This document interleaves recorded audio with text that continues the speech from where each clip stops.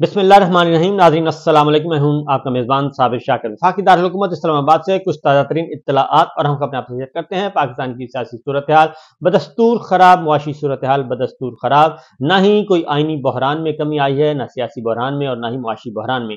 अगर कोई ये समझता है तो वो अहमकों की जन्नत में रहता है, क्योंकि दुनिया सब जानती है कि हम किस हाल में रह रहे हैं। हमारी इस दाखिली कमज़ोरी, सियासी अदम इस्तेकाम और मुआशी कमजोरी की वजह से दुश्मन और बैरूनी दुनिया जो है वो भरपूर फायदा उठा रही है। ईरान पाकिस्तान तनाज़ा, उस सिलसिले में कल कौमी सलामती कमेटी का इजलास हुआ, रात गए एक एलामिया जारी किया गया, उस पर भी बात करेंगे। लेकिन अगर ये कुछ समझता है कि हमारी अंदरूनी कमजोरियों का किसी को इल्म नहीं, तो ये बहुत ही धोखा, अपने आप को भी धोखा दे रहा है और पाकिस्तान को भी धोखा दे रहा है। क्योंकि जब तक पाकिस्तान को मजबूत सियासी और फौजी क़यादत मुयस्सर नहीं होगी, जब तक पाकिस्तान को गैर मुतनाज़ क़यादत मुयस्सर नहीं होगी, उस वक्त तक पाकिस्तान की कोई इज्जत नहीं करेगा और ना ही पाकिस्तान अपने बेहतर तौर पे अपने मफादात का तहफ़्फ़ुज़ कर सकेगा। ईरान की तरफ से जो हमला हुआ वो एक अनहोनी थी, गैर मामूली वाक़या था, लेकिन ईरान की साइड से जो कुछ बयान किया गया वो उससे भी ज़्यादा ख़तरनाक था, जो कि उस तरफ से रिपोर्ट हुआ। पाकिस्तान में उसका उश्रे अशीर भी रिपोर्ट नहीं हुआ, जो ईरान पाकिस्तान पर संगीन तरीन इल्ज़ाम लगाता रहा। अब चूंकि दोनों वज़राए ख़ारजा के दरमियान राब्ता हो गया है और बैकडोर चैनल पे कुछ एक्टिवेशन हुई है और ख़ास तौर पे रूस और चाइना मुतहर्रिक हुए हैं, क्योंकि इस पूरे रीजन को गैर मुस्तहकम करने की और एक नई जंग में धकेलने की एक मजमूम साजिश थी। क्योंकि अगर ईरान और पाकिस्तान दो इस्लामी मुल्क अगर टकराते हैं और इनमें कशीदगी बढ़ती है, तो इससे आपको अंदाज़ा नहीं कि पाकिस्तान और ईरान और इस खित्ते में ये लड़ाई जो है वो फिर सियासी लड़ाई नहीं रहेगी, बल्कि वो एक इंतहाई ख़तरनाक फ़िरकावारियत की तरफ ये चली जाएगी और इसमें अफगानिस्तान भी लपेट में आएगा, पाकिस्तान भी आएगा और ईरान भी आएगा। ये एक अच्छी बात है कि इसको बहुत जल्द हैंडल किया गया इस मामले को, और अब फैसला किया गया है कि इस मामले को आगे नहीं बढ़ाना, इस लड़ाई को आगे नहीं बढ़ाना। लेकिन जो बुनियाद रख दी गई है, दोनों मुल्कों ने एक दूसरे पे हमला किया। पहले जहारियत ईरान की तरफ से की, पाकिस्तान ने अपने डिफेंस में जवाब देना बनता था, उसने जवाब दिया। ये तलखियां, ये सब चीज़ें कैसे ख़त्म होगी, ये इतनी आसानी से चीज़ें ख़त्म नहीं होती, ये तलखी ख़त्म नहीं होती। बहरहाल कौमी सलामती कमेटी का जो इजलास हुआ जी, उसमें सूरत हाल का भरपूर जायजा लिया गया और पाकिस्तान की खुद मुख्तारी की बिला इश्तियाल और गैर कानूनी खिलाफ वर्जी के खिलाफ अफवाज पाकिस्तान के पेशा वराना और मुतनासिब रद्द अमल को सराहा गया। और इजलास के दौरान शुरा को पाकिस्तान और ईरान के दरमियान मौजूदा सूरत हाल और खित्ते में मौजूद मजमूई सिक्योरिटी सूरत हाल पर इसके असरात के हवाले से सियासी और सिफारती पेशरफ से आगाह किया गया। और उसके बाद फोरम ने, यानी कि कौमी सलामती कमेटी ने ऑपरेशन मर्ग बर्थ मचार का भी जायजा लिया, जो ईरान के अंदर गैर हकूमती जगहों पर मुकीम पाकिस्तानी नैयाद बलोच दहशतगर्दों के खिलाफ कामयाबी के साथ अंजाम दिया गया। सरहदों की सूरत हाल के बारे में अपडेट और कौमी खुद मुख्तारी की मजीद खिलाफ वर्जी का जामे जवाब देने के लिए जरूरी मुकम्मल तैयारियों के बारे में भी गौर किया गया। अब ये बड़ा अलार्मिंग है कि आइंदा से अब इसको लिया जाएगा प्रीएम्प्टिव लिया जाएगा। ये नहीं हो जाएगा कि जी अगर कोई हमला कर दे तो उसको हमला होने देना है, तो ये खतरनाक बात, यानी कि मैं वही कह रहा हूँ कि ये चिंगारी जो है वो आगे बढ़ सकती है। फोरम ने इस गैर मुतज़लज़ल अज़्म का अदा किया कि पाकिस्तान की खुद मुख्तारी और इलाकाई सालमियत कतई तौर पर नाकाबिल तस्खीर और मुक़द्दस है। किसी की तरफ से किसी भी बहाने इसे पामाल करने की कोशिश का रियासत की पूरी ताकत से जवाब दिया जाएगा।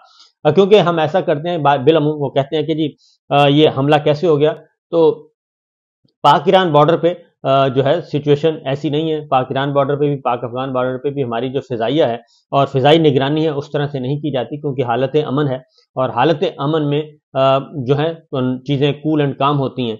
तो ये ईरान की तरफ से जो एक हमला हुआ, ये एक गैर ज़रूरी और गैर मामूली वाक़या था और गैर मुतवक्के तौर पे ये हुआ। और अगर ये वाक़तन जो है वो ईरान की तरफ से, जैसा कि ईरान कुछ और बताता है बहरहाल, लेकिन अगर मान भी लिया जाए तो फिर भी ये ख़तरनाक है और पाकिस्तान को अब पाक ईरान साइड पे भी और पाक پاک افغان سائڈ پہ بھی اپنی جو فضائی جو ایکٹیویٹیز ہیں ان کو بڑھانا ہوگا پاک فضائیہ کو. کسی کی طرف سے کسی بھی بہانے وہ کہتے ہیں کہ اسے پامال کرنے کی کوشش نہیں کی جائے گی. پاکستانی عوام کی سلامتی اور تحفظ انتہائی اہمیت کا حامل ہے اور اسی یقینی بنانے میں کوئی کسر نہیں چھوڑی جائے گی. ایران ایک ہمسایہ اور برادر مسلم ملک ہونے کے ناطے دونوں ممالک کے درمیان موجودہ متعدد مواصلاتی ذرائع کو علاقائی امن اور استحکام کے وسیع تر مفاد میں ایک دوسرے کے سیکورٹی خدشات کو دور کرنے کے لیے باہمی طور پر استعمال کیا جانا چاہیے. یہ جو پنچ لائن یہی تھی کہ جی آپس میں مل بیٹھیں. اور اجلاس نے اقوام متحدہ کے چارٹر اور بین الاقوامی اصولوں کے مطابق تمام ممالک کی خود مختاری اور علاقائی سالمیت کے لیے پاکستان کے عزم کو متاثر کیا ہے. اور کمیٹی نے اس عزم کا اعادہ بھی کیا کہ دہشت گردی کی لعنت سے اس کی تمام شکلوں اور مظاہر میں آہنی ہاتھوں سے نمٹا جائے گا. اور فورم نے اس بات پر بھی روشنی ڈالی کہ پاکستان کو دہشت گردی کی اس لعنت سے کسی بھی دوسرے ملک سے کہیں زیادہ نقصان پہنچا ہے. بالکل اس میں کوئی شک نہیں ہے. دہشت گردی کے خلاف جنگ ہم نے لڑی اور سب سے زیادہ جوان ہمارے شہید ہوئے، خواہ وہ افواج پاکستان کے تھے، پاک فضائیہ کے تھے، نیوی کے تھے، اور ہماری intelligence bureau, I B, I S I, M I, police, teachers اور جرنلسٹ، یعنی کہ کوئی بھی اس دہشت گردی کے خلاف جنگ میں کوئی نہیں بچا. رینجرز ہے، ایف سی ہے، ہر کسی نے قربانی دی. اور یہاں تک کہ یہ لڑائی ہمارے دارالحکومتوں تک بھی پہنچی ہوئی تھی، ہمارے جو دفاعی جو تنصیبات ہیں وہاں تک پہنچی ہوئی تھی. تو اس میں کوئی شک نہیں ہے. اسی لیے اس کا کریڈٹ جو ہے وہ سب کو جاتا ہے اور یہ کامیابی ہم نے بڑی مشکل سے حاصل کی تھی. لیکن افسوس ہے کہ پاکستان میں جو داخلی عدم استحکام ہے، داخلی سیاسی عدم استحکام، اس سے ہم اس طرف لگ گئے ہیں اور ہماری فورسز اس طرف لگ گئی ہیں اور جو پاور پالیٹکس ہے اس میں انوالو ہو گئے. اور اس میں انوالو ہونے کے بعد پھر ایسا ہی ہوتا ہے، کیونکہ جناب باجوہ صاحب نے ایکسٹینشن لی اور جب آرمی چیف جو ہے وہ ایکسٹینشن کے چکروں میں پڑ جائیں تو پھر ایسا ہی ہوتا ہے. تو باجوہ صاحب اگر باجوہ صاحب یہ سب کچھ نہ کرتے، رجیم چینج کو ایک ان آرگینیکلی اس کو حکومتوں کو نہ ہٹایا جاتا حکومت کو، تو کبھی بھی یہ مسائل نہ ہوتے، یہ عدم استحکام نہ ہوتا جو کہ اس وقت ہم دیکھ رہے ہیں. کیونکہ پاکستان کی معیشت جو ہے وہ ٹیک آف کر رہی تھی اور بھرپور طریقے سے ہم آگے بڑھ رہے تھے، لیکن اس کو زبردستی بریک لگائی گئی، اس کو توڑا گیا، اس مومنٹم کو اور اس ردھم کو توڑا گیا. اور اس ردھم توڑنے کے نتیجے میں آج ہم اس حالت میں پہنچے ہوئے ہیں کہ ہم قرضوں کی معیشت پہ جی رہے ہیں. اسی لیے کہتے ہیں کہ جناب ہر ادارے کو اپنا کام کرنا چاہیے، ہر ادارے کو، ہر اتھارٹی کو اپنا کام کرنا چاہیے آئین اور قانون کے مطابق. جمہوریت میں ہی سب کی فلاح ہے اور صاف شفاف انتخابات میں ہی سب کی فلاح ہے. فورم نے اس بات پر بھی روشنی ڈالی کہ پاکستان کو دہشت گردی کی اصلاح سے کسی بھی دوسرے ملک سے کہیں زیادہ نقصان پہنچا. میٹنگ میں یہ نتیجہ بھی اخذ کیا گیا کہ اچھے ہمسائیگی کے تعلقات کے انعقاد کے عالمی اصولوں کے مطابق دونوں ممالک باہمی طور پر بات چیت اور سفارتکاری کے ذریعے چھوٹی موٹی رکاوٹوں پر قابو پا سکیں گے اور اپنے تاریخی تعلقات کو مزید گہرا کرنے کی راہ ہموار کر سکیں گے. اجلاس میں chairman joint chief of staff committee موجود تھے، آرمی چیف تھے، پاک بحریہ کے سربراہ تھے، پاک فضائیہ کے سربراہ تھے، انٹیلیجنس ایجنسیوں کے سربراہان نے بھی شرکت کی، وزیر دفاع تھے، وزیر خارجہ تھے اور دیگر وزیر اطلاعات تھے. یہ سب کے سب موجود تھے جی، جنہوں نے شرکت کی. تو یہ سچویشن تو ہے قومی سلامتی کے حوالے سے. اب آتے ہیں جی داخلی طور پہ، کیونکہ قومی سلامتی کا معاملہ جو ہے وہ صرف خارجی نہیں ہے، داخلی اس سے کہیں زیادہ ہے. اور پاکستان اس وقت دنیا بھر میں ڈیمانڈ کر رہا ہے پاکستان سے کہ صاف شفاف انتخابات کروائے جائیں. لیکن صاف شفاف انتخابات جو ہیں وہ فی الوقت تو نظر نہیں آ رہے. ایک بہت بڑی سیاسی جماعت کو اٹھا کر باہر پھینک دیا گیا ہے اور انتقامی کارروائیوں کا سلسلہ عروج پر ہے. یہ سب کچھ ہوتے ہوئے ہم یہ کلیم نہیں کر سکتے کہ پاکستان میں انتخابات صاف شفاف ہو رہے ہیں. اور یہ 50 ارب روپیہ اس وقت تک تخمینہ 50 ارب روپیہ ہے. 50 ارب روپے ہم خرچ کر کے اس کے نتیجے میں متنازع ترین الیکشن خرید رہے ہیں. اور اس میں مولانا فضل الرحمان صاحب ہوں یا پاکستان پیپلز پارٹی ہو، پاکستان تحریک انصاف تو خیر اس کی تو آواز ہی کوئی نہیں سن رہا. پیپلز پارٹی بھی ایک ہی طرح کا الزام لگا رہی ہے، مولانا فضل الرحمان صاحب بھی کہہ رہے ہیں.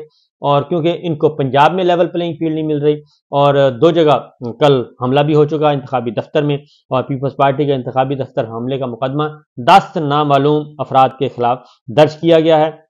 اور اسی طریقے سے 9 مئی کے مقدمات ابھی تک چل رہے ہیں، اور 9 مئی کے مقدمات میں عمران خان اور شاہ محمود قریشی کی درخواست ضمانت پر سماعت جو ہے وہ ملتوی کر دی گئی ہے 24 جنوری تک 24 جنوری تک ملتوی کر دی گئی ہے جی۔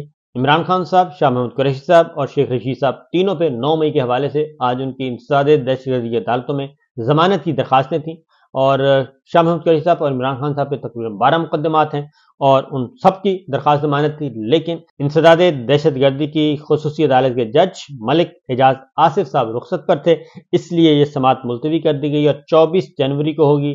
تمام تھانوں کی پولیس، تفتیشی ٹیموں اور پروسیکیوٹرز کو آئندہ تاریخ پر پیش ہونے کا حکم دیا گیا ہے۔ یہ ہے آج کی لیٹسٹ ڈیولپمنٹ، اور اس کے علاوہ سویلینز کے فوجی عدالتوں میں ٹرائل کے خلاف انٹرا کورٹ اپیل کا معاملہ اب مزید آگے بڑھ گیا جی۔ لاہور بار نے انٹرا کورٹ اپیلوں میں فریق بننے کے لیے درخواست دائر کر دی ہے۔ لاہور بار کی جانب سے وکیل حامد خان صاحب نے درخواست دائر کی ہے، اور انٹرا کورٹ اپیلوں میں عوامی مفاد اور بنیادی حقوق کا ایشو جو ہے وہ زیر سماعت ہے۔ بنیادی حقوق اور عوامی مفاد کے مقدمات میں سپریم کورٹ پہلے بھی وکلا تنظیموں کو نمائندگی کا حق دے چکی ہے۔ گزشتہ سماعت پر مقدمے کو جنوری کے تیسرے ہفتے میں مقرر کرنے کا حکم دیا گیا تھا۔ سپریم کورٹ لاہور بار کے مقدمے میں فریق بننے کی اجازت دے، اور یہ آج درخواست فائل کر دی گئی ہے۔ اور اس طریقے سے یہ بنیادی طور پر وہ مقدمہ ہے جی کہ جو سویلینز کا ٹرائل ہے وہ فوجی عدالتوں میں ہونا چاہیے، یعنی یہ 9 مئی کے تناظر میں یہ بات ہو رہی ہے، اور سپریم کورٹ کا بینچ جو ہے جسٹس اعجاز الاحسن صاحب، جسٹس نقوی صاحب اس میں شامل تھے، وہ بینچ یہ فیصلہ کالعدم قرار دے چکا تھا، اور سویلینز کا فوجی عدالتوں میں ٹرائل کو غیر آئینی، غیر قانونی قرار دے چکا تھا۔ اور اس کے بعد آپ دیکھ لیں کہ جسٹس اعجاز الاحسن صاحب بھی اس وقت جج نہیں ہیں، اور جسٹس نقوی صاحب بھی اس وقت جج نہیں ہیں۔ اور اس کے بعد پھر ایک اور بینچ کو جب ریویو فائل کیا گیا تو اس ریویو میں انہوں نے وہ آرڈر سسپینڈ کر دیا تھا، اور اس پہ بھی اچھا خاصا ایک تنازع چل رہا ہے، اور اسی کی طرف یہ اشارہ ہے کہ اب لاہور ہائی کورٹ بار جو ہے وہ بھی اب اس مقدمے میں حصہ بننے جا رہی ہے۔ حامد خان صاحب اس کیس کو پروسیڈ کریں گے اور دلائل دیں گے کہ سویلینز کا فوجی عدالتوں میں ٹرائل نہیں ہونا چاہیے۔ تو دیکھتے ہیں جناب کیا ہوتا ہے، اجازت دیجیے، اللہ حافظ۔